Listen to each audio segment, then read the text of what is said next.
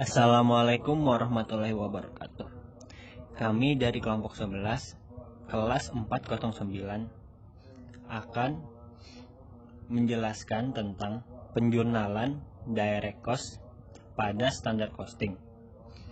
Sebelum masuk ke materi, saya akan memperkenalkan anggota dari kelompok 11 itu sendiri. Yang pertama adalah Agatha Early Ameliana, absen 1. Yang kedua ada Aida Nur Kamila Makbullah, absen 2. Dan saya sendiri, Bidat Firzatullah, absen 36.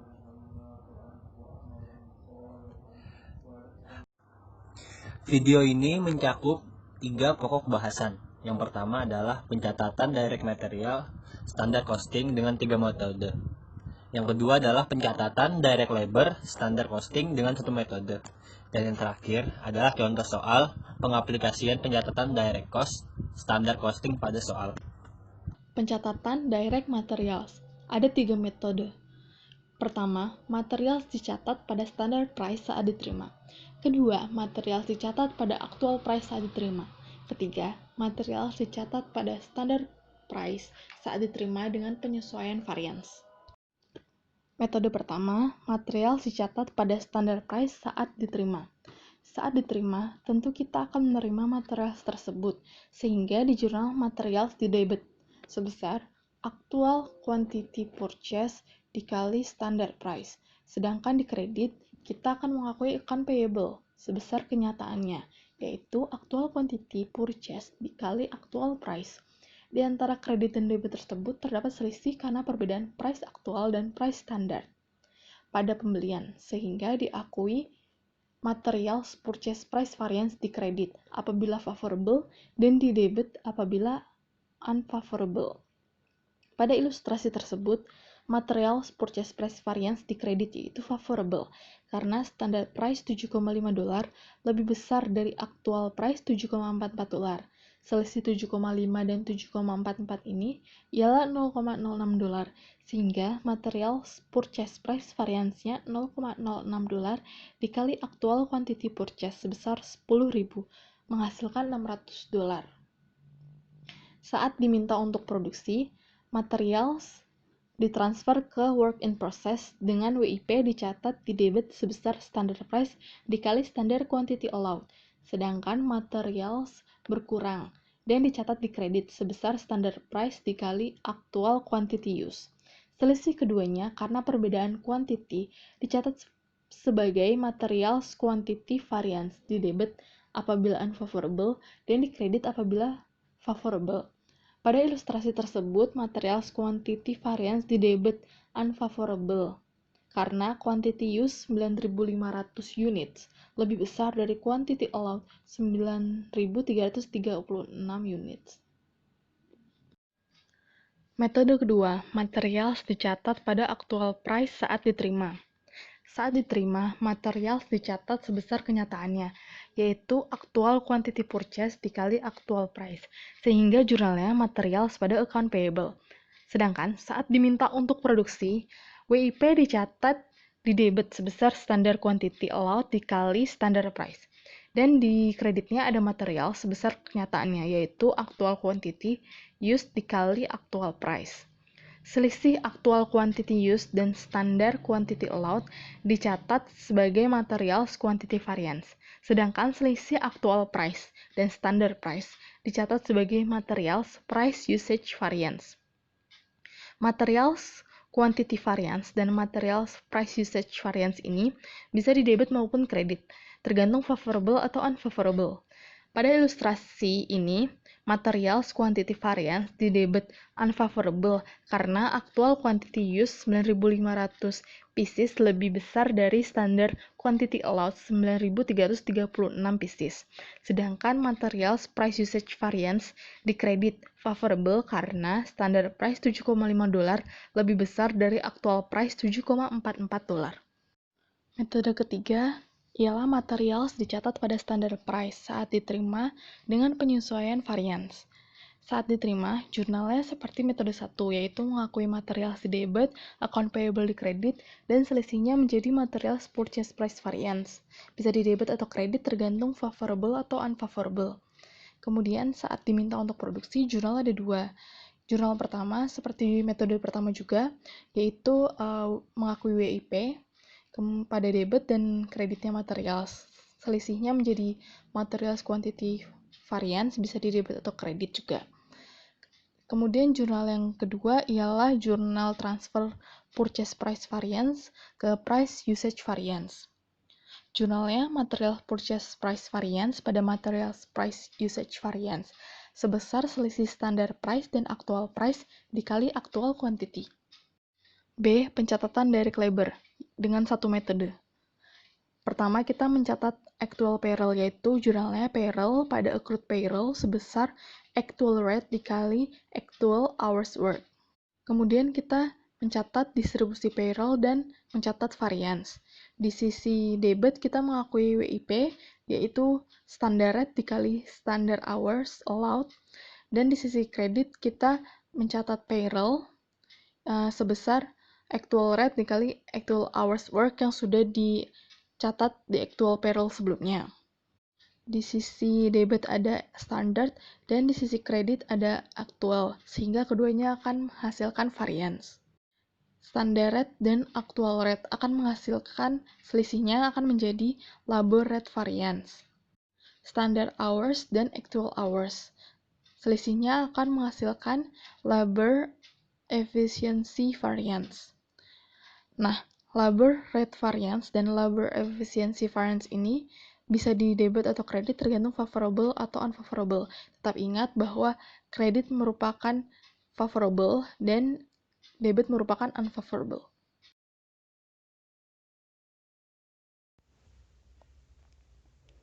Contoh soal yang pertama diambil dari buku Charter Bahasa Indonesia pada bab 19. Musliman menggunakan sistem perhitungan biaya standar. Standar untuk salah satu produknya, yaitu fastener 109, adalah 2 unit komponen F25 dengan biaya $0,42 per unit. Selama bulan September, 8.200 unit komponen fastener 109 diproduksi. Selama bulan September pula, 20.000 unit komponen F25 dibeli secara kredit dengan total biaya sebesar $8.800 dan 16.500 unit digunakan dalam produksi. Dari keterangan di atas, dapat diketahui bahwa standar price yang ditetapkan oleh perusahaan yaitu $0,42. Aktual price-nya dapat dicari dengan total biaya pembelian yaitu 8.800 dibagi total unit pembeliannya yaitu 20.000, sehingga didapatkan aktual price senilai $0,44. Quantity purchase-nya yaitu 20.000, quantity use-nya yaitu 16.500, dan standar quantity alone-nya yaitu 8.200 unit yang diproduksi dikali unit komponen F25 yang dibutuhkan yaitu 2, sehingga hasilnya 16.400. Diminta, buatlah ayat jurnal atas pembelian dan pengeluaran komponen F25 menggunakan 3 metode untuk mencatat bahan baku. Metode 1. Material are recorded at standard price. Yang pertama yaitu kita mencatat untuk pembelian materials. Pada saat pembelian materials, kita mencatat materials pada sisi debit, yaitu senilai quantity purchase-nya 20.000 dikali standar price-nya 0,42, hasilnya 8.400. Sedangkan pada sisi kreditnya, kita menjurnal account payable senilai 20.000 dikali aktual price-nya yaitu 0,44, hasilnya 8.800. Selisih antara material dan account payable dicatat sebagai variance. Karena pada saat perhitungan material dan account payable yang berbeda adalah price-nya, maka perbedaan tersebut dicatat sebagai material purchase price variance senilai selisih antara account payable dengan materials, yaitu 400, atau dapat juga dihitung dengan cara 0,44 dikurangi 0,42 dikali 20.000. Selanjutnya, mencatat penggunaan materials. Karena pada saat pembelian material kita mencatat material pada sisi debit, maka pada saat penggunaan material kita mencatatnya pada sisi kredit, yaitu senilai material yang digunakan 16.500 dikali standar price-nya 0,42, hasilnya 6.930. Sedangkan pada sisi debitnya kita mencatat work in process, yaitu senilai standar quantity alone-nya yaitu 16.400 dikali standar price-nya 0,42, hasilnya 6.888. Selisih antara WIP dengan material dicatat sebagai variance. Karena pada saat perhitungannya yang berbeda adalah kuantitinya, maka perbedaan tersebut dicatat sebagai material quantity variance senilai 16.500 dikurangi 16.400 dikali 0,42, hasilnya 42.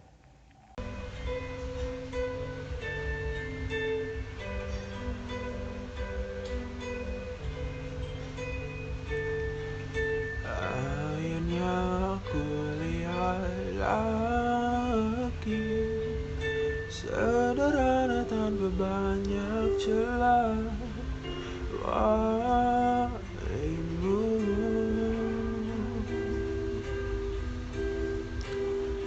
berlalu,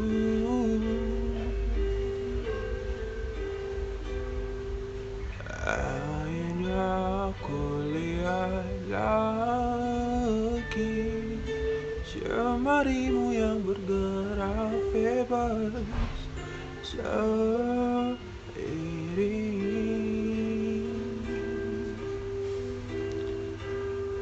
tawamu.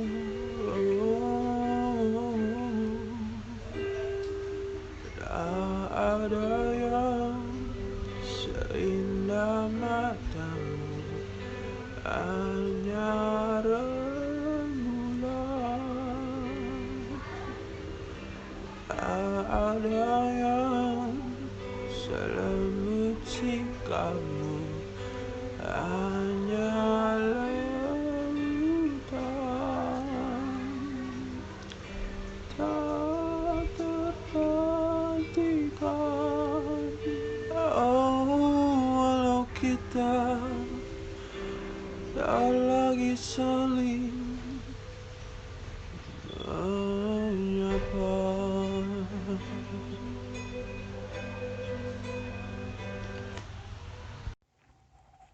Metode 3. Material are recorded at standard price with variance adjustment.